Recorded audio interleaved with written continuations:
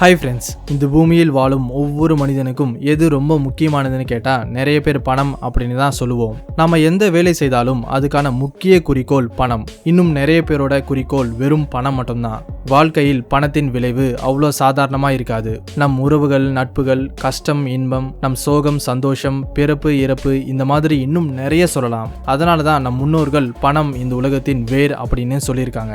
எத்தனையோ வருஷங்களுக்கு முன்னாடி வாழ்ந்த மக்கள் பார்ட்டர் மெத்தடை பின்பற்றினாங்க. பார்ட்டர்னா என்னன்னு பார்த்தீங்கன்னா, ஒரு பொருளை கொடுத்து இன்னொரு பொருளை வாங்குவது. அதுக்கப்புறம் நாணயங்கள் பயன்பாட்டுக்கு வந்தது. இதை பத்தி ஹெரோடோட்டஸ் என்ன சொன்னாருன்னா, தங்கம் மற்றும் வெள்ளி நாணயங்களை முதல் முறையா அறிமுகப்படுத்தியது லிடியன்ஸ்.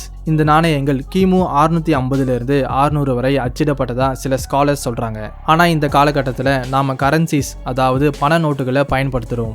இன்னைக்கு இந்த வீடியோல இந்தியாவின் கரன்சி நோட்ஸ் எப்படி அச்சிடப்படுது, அதே போல இந்தியாவின் கரன்சியை பத்தி சில சுவாரஸ்யமான விஷயங்களை சொல்ல போறேன். புது வியூவர்ஸ் நம்ம சேனலை சப்ஸ்கிரைப் பண்ணி அந்த நோட்டிஃபிகேஷன் பெல்லை ஆல்ல செட் பண்ணிக்கோங்க. சரி, வாங்க லேட் பண்ணாம லெட்ஸ் கெட் ஸ்டார்டட்.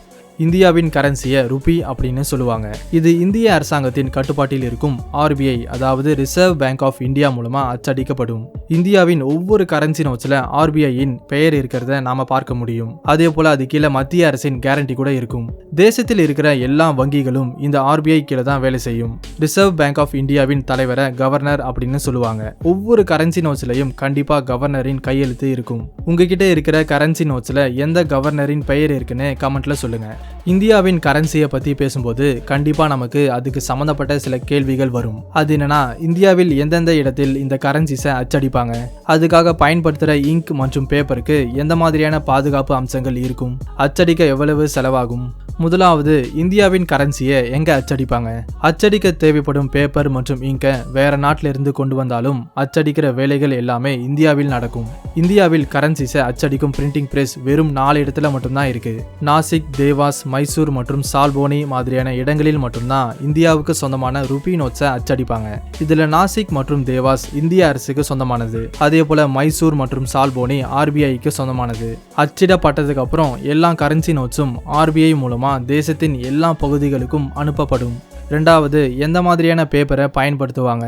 நம் இந்திய நாட்டின் கரன்சிக்கு தேவைப்படும் பேப்பர் வெறும் 4 தேசத்துல மட்டும்தான் தயாராகும். ஆனா இதுக்கு சம்பந்தப்பட்ட இன்னும் நிறைய தகவல்கள் பப்ளிக் டொமைன்ல இல்ல.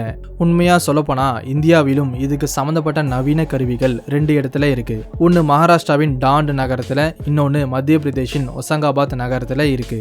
பொதுவா காகிதம் மக்கக்கூடியது. அதனாலதான் அதோட வாழ்நாளை அதிகரிக்க காகித உற்பத்தியில் ஃபைன் காட்டனை பயன்படுத்துறாங்க. ஒவ்வொரு கரன்சி நோட்டும் ரொம்ப கச்சிதமா தயாரிக்கப்படும். ஏன்னா இது தேசிய பாதுகாப்பு அமைப்பு மாதிரி ரொம்ப முக்கியமானது. அதே போல நம் தேசத்தின் பொருளாதார அமைப்புக்கு முக்கிய ஆதாரமா இருக்கிறதுனால ஒவ்வொரு வேலையையும் கச்சிதமா செய்வாங்க. மூணாவது, எத்தனை வகையான இங்க்ஸ் பயன்படுத்தப்படும். கரன்சி நோட்ஸை அச்சிடுவதில் பேப்பருக்கு அப்புறம் இங்க் ரொம்ப முக்கியமானதா இருக்கு. வேற யாராலையும் இதை காப்பி பண்ண முடியாத அளவுக்கு மிகவும் பிரத்யேகமான இங்கை பயன்படுத்துவாங்க. ஏன்னா நம்ம எதிரி நாடுகள் நம்மை தோற்கடிக்க நம்ம நாட்டோட கரன்சியை அச்சடிக்க அதிக வாய்ப்பு இருக்கு. அது மட்டும் இல்லாம சில பயங்கரவாத கும்பல் கூட இதை முயற்சி செய்வாங்க. அதனாலதான் எல்லா விதமான பாதுகாப்பு நடவடிக்கைகள் முன்கூட்டியே எடுக்கப்படும். இதுக்கு சம்பந்தப்பட்ட இங்கை சுவிட்சர்லாந்துல இருந்து கொண்டு வரப்படும். இதுல ஸ்விஸ் கம்பெனியான சிப்காவின் 𝐕𝐢𝐝𝐿 ஃப்ளோரசன்ட் மெட்டீரியல்ஸ் மற்றும் ஆப்டிக்கல் வேரியபிள்ஸை பயன்படுத்துவாங்க. இதோட காம்பினேஷன் ரொம்ப ரகசியமா பாதுகாக்கப்படும். அதே போல அடிக்கடி இந்த காம்பினேஷன் மாற்றப்படும். யாராலையும் காப்பி பண்ண முடியாத அளவுக்கு இந்த இங்க் மிக்சரை பத்திரமாக வச்சிருப்பாங்க. இப்போ எந்தெந்த இங்கை பயன்படுத்தி கரன்சி நோட்டில் எந்தெந்த பாகத்தை அச்சடிப்பாங்கன்னு பார்க்கலாம். 𝐕𝐢𝐝𝐿 நம்ம நாட்டோட ஒவ்வொரு கரன்சி நோட்டிலையும் பொதுவா இருக்கிறது சிரிக்கும் காந்திஜியின் படம். நோட்டின் மதிப்பு மாறினாலும் நிறம் மாறினாலும் காந்திஜியின் படம் கண்டிப்பா இருக்கும். இந்த படத்தை இந்த இங்கை பயன்படுத்தி தான் அச்சடிப்பாங்க. ஃப்ளோரசன்ட் இங்க் கரன்சி நோட்டில் அச்சடிக்கப்படும் யூனிக் நம்பரை ஐடென்டிட்டி ஆஃப் கரன்சின்னு சொல்லுவாங்க. இதை அச்சிட இந்த இங்கை பயன்படுத்துவாங்க. ஆப்டிக்கல் வேரியபிள் கரன்சி நோட்டை அங்கீகரிக்க ஆப்டிக்கல் வேரியபிள் இங்கை பயன்படுத்துவாங்க.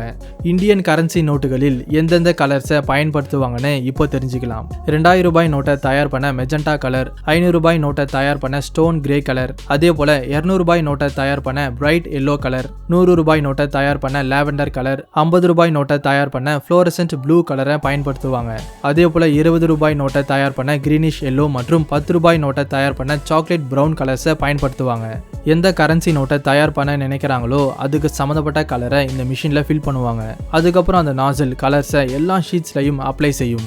இப்போ ஒரு நோட்டை தயார் பண்ண எவ்வளோ செலவாகும்னு பார்க்கலாம். முதலாவது எல்லாத்தையும் விட அதிக மதிப்புடையது 2000 ரூபாய் நோட்டு. இதை தயார் பண்ண 4 ரூபாய் செலவாகும். 500 ரூபாய் நோட்டை தயார் பண்ண 2 ரூபாய் 65 பைசா செலவாகும்.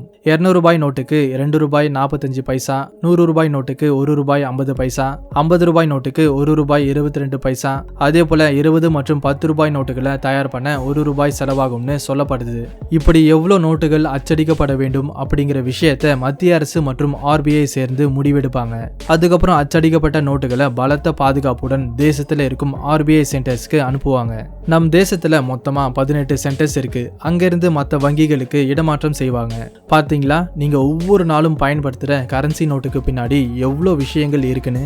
நமக்கு தெரிஞ்சது வெறும் சில விஷயங்கள் மட்டும்தான். நான் ஏற்கனவே சொன்ன மாதிரி இது எல்லாமே ரொம்ப ரகசியமா செய்வாங்க. இதுக்கு சம்பந்தப்பட்ட முக்கியமான ப்ராசஸ் வெறும் சில பேருக்கு மட்டும்தான் தெரியும். இந்த காலகட்டத்தில் டிஜிட்டல் டிரான்சாக்ஷன் அதிகமானதால கரன்சி நோட்ஸின் எதிர்காலம் முழுசா மாறப்போகுதுன்னு உறுதியா சொல்ல முடியும். அதாவது உலகத்துல இன்னும் சில வருஷங்கள் மட்டும்தான் கரன்சி நோட்ஸ் பயன்படுத்தப்படும்னு ஃபைனான்சியல் எக்ஸ்பர்ட்ஸ் சொல்றாங்க. இப்போ இந்தியன் கரன்சிக்கு சம்மந்தப்பட்ட இன்னும் சில சுவாரஸ்யமான விஷயங்களை பத்தி பார்க்கலாம். நம்ம எல்லாருக்குமே நல்லாவே தெரியும், 2016 வருஷத்துல இந்திய அரசாங்கம் 500 ரூபாய் மற்றும் 1000 ரூபாய் நோட்டுகள் செல்லாதுன்னு அறிவிச்சாங்க. அந்த சமயத்துல இதோட மதிப்பு சுமார் 13 ட்ரில்லியன் ரூபீஸ். 2020 வருஷத்தின் கணக்குப்படி இந்தியாவின் மொத்த கரன்சியின் மதிப்பு சுமார் 21 ட்ரில்லியன் ரூபீஸ். இப்போ மறுபடியும் 2000 ரூபாய் நோட்டுகளை திரும்ப பெறுவதா RBI அறிவிச்சிருக்காங்க. 1861 இந்திய அரசாங்கம் முதல் பேப்பர் மணியை அறிமுகப்படுத்தினாங்க. இதுல ஒரு பாகமா 1864 10 ரூபாய் நோட்டு, 1872 5 ரூபாய் நோட்டு, 1899 10,000 ரூபாய் நோட்டு, 1900 100 ரூபாய் நோட்டு, 1905 50 ரூபாய் நோட்டு, 1907 500 ரூபாய் நோட்டு, 1909 1000 ரூபாய் நோட்டை இந்திய அரசாங்கம் வெளியிட்டாங்க. ஒவ்வொரு கரன்சி நோட்டில் 15 இந்திய மொழிகள் அச்சிடப்படும். இந்தியாவின் ரூபி சிம்பிளை டிசைன் பண்ண 2010 மினிஸ்ட்ரி ஆஃப் ஃபைனான்ஸ் ஒரு ஓபன் காம்படிஷனை வச்சாங்க. அதுல இந்தியன் இன்ஸ்டிடியூட் ஆஃப் டெக்னாலஜி பாம்பேயில் இருந்து டிசைனில் பட்டதாரியான உதய்குமார் செய்த ரூபி சிம்பிள் டிசைனை அரசாங்கம் தேர்ந்தெடுத்தாங்க.